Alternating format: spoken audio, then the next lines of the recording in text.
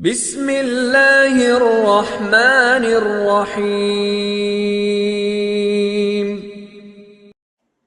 Assalamu alaikum wa rahmatullahi wa barakatuh. Sunday class, lesson number 11, basic religious teachings. The second pillar of Islam, prayer. The Rakats of prayer. Dear children, last Sunday we stated the details of the second pillar of Islam, prayer, and mentioned the conditions for prayer. Yeah? Today, inshallah, we'll explain in detail the rakats of the 5 daily prayers that are obligatory during the day and night, inshallah. You may recall that whenever we intend to do something, we say inshallah. Yes? Following this principle, we said today that we'll explain the details of the units of each prayer, inshallah. Will you listen attentively with an open heart and mind and try to remember this rakat? Say inshallah. Children, tell us which prayer do we start our day with? We were confident that you would say that we start our day with the Fajr prayer. Yes? Remember, start preparing for Fajr the night before. Before going to sleep, ask your mother to wake you up for the Fajr prayer. Dear children, before we continue, we want to ask you, when your father or mother tells you to go to bed early at night, what do they say? Probably something like go to bed early, you have school in the morning. If this is the case, politely ask your father or mother to say, go to bed early. You have to go to the mosque for Fajr in the morning. Instead of saying go to bed early, you have school, because going to the mosque for Fajr is more important than going to school. Yes? It was an important point we share with you today. Let's move on. This conversation has gotten a bit long. We were supposed to talk about the rakats of prayer. Alright? Children, let's start. Keep in mind that the prayer we perform are either farz, wajib, sunnat or nafil. There are 2 types of sunnat. Okay? Sunnat-e muakkada and sunnat-e ghair muakkada.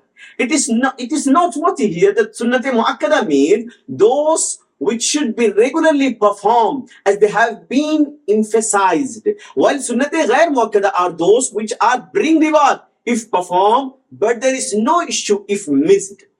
This was an important point. Dear children, to help you understand, the Fajr prayer consists of 4 rakats in total, 2 rakats of sunnat and 2 rakats of farz. This is easy to remember. When you go to the mosque for Fajr, first perform 2 rakats of sunnah.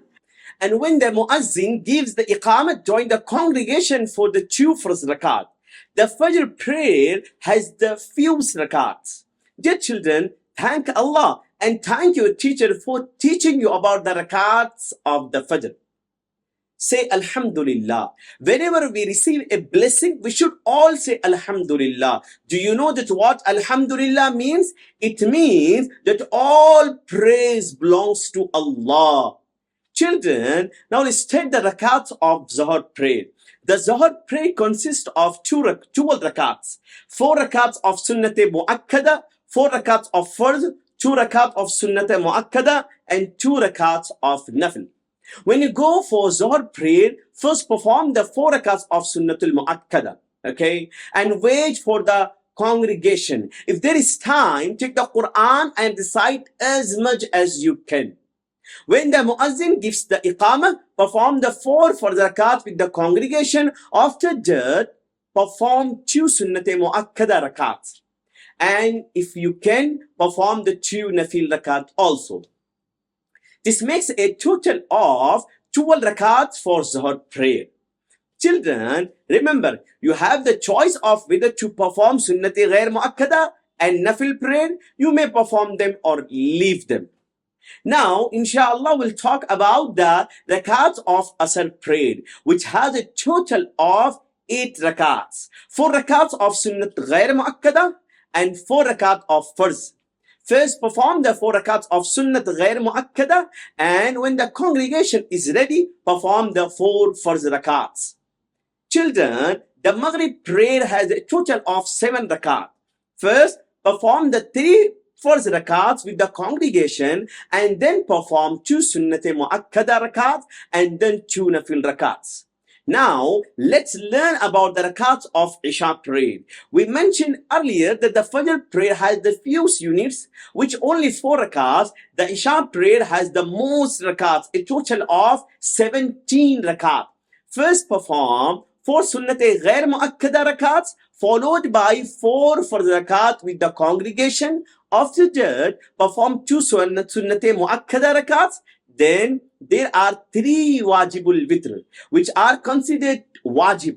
Afterwards, you may perform 2 Nafil rakats, making a total of 17 rakats for the Isha prayer. Dear children, one more thing to remember is that in the 3 wiqt rakats, the Dua-e-Qunut is recited before going into the ruku in the 3rd rakat.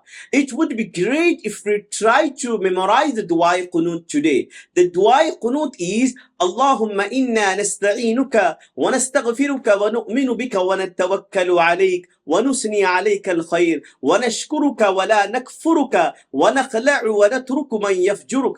اللهم إياك نعبد ولك نصلي ونسجد وإليك نسعى ونحفد ونرجو رحمتك ونخشى عذابك إن عذابك بالكفار ملحق. Make sure, try to memorize it. And the translation of Dua-e-Qunut is, Oh Allah, we seek your help. We seek your forgiveness. We believe in you. We trust in you. We praise you in the best way. We thank you and are not ungrateful to you. And we distance and abandon anyone who disobeys you. O Allah, you alone do we worship, and for you alone do we pray and prostrate. And to you do we strive and hasten. We hope for your mercy and fear your punishment.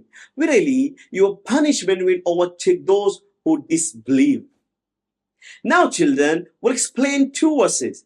The first one, the Surah Al-Zariyat, verse number 51. وَلَا تَجْعَلُوا مَعَ اللَّهِ إِلَهًا آخَرَ. And do not make another God alongside Allah. This means that our belief is that Allah alone is worthy of worship. Allah is commanding us not to associate anyone else with Him as a God and to worship only Allah. Now the second was Surah Muhammad, verse number 7. In tansurullaha yansurukum. If you help Allah, His religion, He will help you. That means the law of Allah is that whoever help His religion, that is, whoever strive to spread the religion of Allah, Allah will certainly help that person. Now we'll explain 2 hadiths. The first one, Salatul Jama'ati tafzulu Salatul Fazzi bi 27 daraja. That means the translation of this hadith, the prayer offered in congregation is 27 times more rewarding than the prayer offered alone. That means if you perform an obligatory prayer at home, you will receive the reward of 1 prayer. However, if you go to mosque and pray in congregation, 27 times more. How much? 27 times more reward will be written for you as if you had performed 27 prayer. Now the second hadith is, من بنى مسجدا يبتغي به وجه الله بنى الله له بيتا في الجنة. The translation of hadith is, whoever builds a mosque for Allah, Allah will build for him a splendid place in paradise. That means, if you build a mosque in this world, remember that when you enter paradise, Allah will have prepared a splendid, the beautiful house for you. Now children, we'll start series of the account of prophets. Hazrat Yusuf alayhi salatu wassalam. Hazrat Yusuf alayhi salatu wassalam was the son of Hazrat Yaqub alayhi salatu wassalam. His lineage is as follows. Yusuf alayhi salam, son of Yaqub alayhi salatu wassalam, son of Ishaq, son of Ibrahim. The mother of Hazrat Yusuf alayhi salatu wassalam was Rahil bint Laban. Hazrat Yaqub loved his son, Hazrat Yusuf, very much among his 12 sons. Hazrat Yaqub could never bear the separation of his son Yusuf. Our Prophet Hazrat Muhammad was once asked, who is the most honored person in the sight of Allah among all humans? The Prophet Muhammad said that the most honored of all humans is Yusuf, the Prophet of Allah, son of the Prophet of Allah, son of the Prophet of Allah, son of the friend of Allah. This means that the son of Hazrat Ibrahim والسلام, was Ishaq والسلام. The son of Ishaq والسلام, was Yaqub والسلام. And the son of Yaqub والسلام, was Yusuf والسلام. All of whom are the most honored among humans. All granted prophethood to Hazrat Yusuf والسلام too. And the mission of guiding people to the truth. The mention of Hazrat Yusuf والسلام, is found 26 times in the Quran Majid, and there is a whole chapter named after him, Surah Yusuf. This surah describes the life of Hazrat Yusuf والسلام, in detail, and this story is considered the best of stories, which the Quran refers to as Ahsan al-Qasas, meaning the best of stories. When you grow up, inshallah, you will read this story in details. Due to jealousy, the brothers of Hazrat Yusuf والسلام, threw him into a dry and dark well, and a passing caravan brought out Hazrat Yusuf والسلام, from the well and took him to Egypt, where he was sold. The nobleman of Egypt purchased him and kept him in his house. Despite facing hardship, Hazrat Yusuf والسلام, was made the ruler of Egypt by Allah. Children, now let's start good morals, seriousness and silence. Children, Islam dislikes noise and chows and favors dignity, seriousness and silence. This is why the Prophet Muhammad praised one of his companions for his seriousness and calmness, saying there are two qualities in you that Allah loves, forbearance and seriousness. For this reason, people are discouraged from rushing to prayer and instructed to approach it with calmness and dignity. When the call for prayer is made, people view serious and silent individuals with respect, and the most evident sign of a serious person in his silence, and he does not speak unnecessarily. Our faith teaches us that we should either say something good or remain silent. A person who stays silent remains in peace and safety, while one who talks excessively without purpose becomes restless and often falls into trouble due to slips of the tongue. Children, now we'll start life etiquette, some etiquettes for entering and leaving the home. The first one, if possible, one should pray 2 rakats before leaving the house. Second one, say salam when leaving the house. The third one, cough or make some sound with the shoes to the household know of your arrival.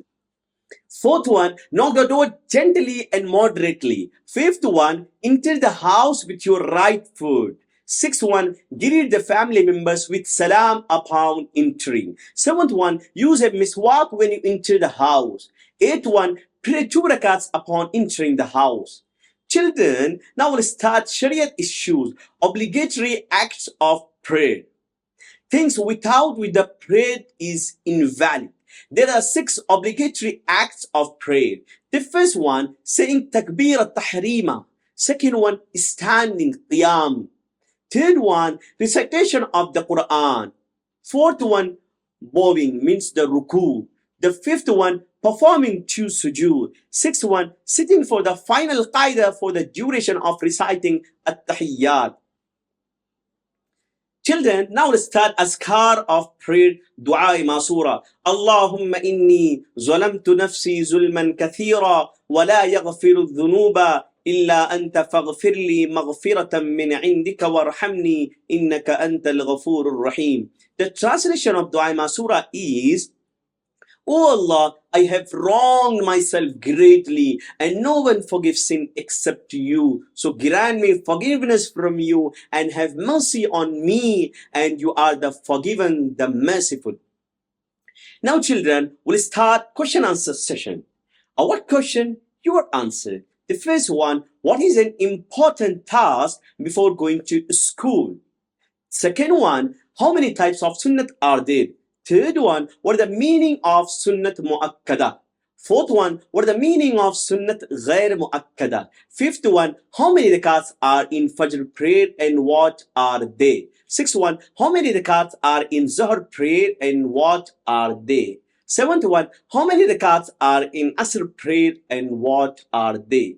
Eighth one, how many rakats are in Maghrib prayer and what are they? Ninth one, how many rakats are in Isha prayer and what are they? 10th one, which supplication is recited in the final rakat of the witr prayer? 11th one, what is the meaning of in tansurullaha yansurukum? 12th one, what is the reward for praying in a congregation? 13th one, which prophet story is referred to as Ahsan al-Qasas, the best of stories in the Quran Majid? The 14th one, what is the name of the father of Hazrat Yusuf alayhi salatu wassalam? 15th one, mention 3 etiquettes for entering and leaving the home. Okay, children, class is dismissed. I'll see you next Sunday. Barakallahu feek. Assalamu alaikum wa rahmatullahi wa barakatuh.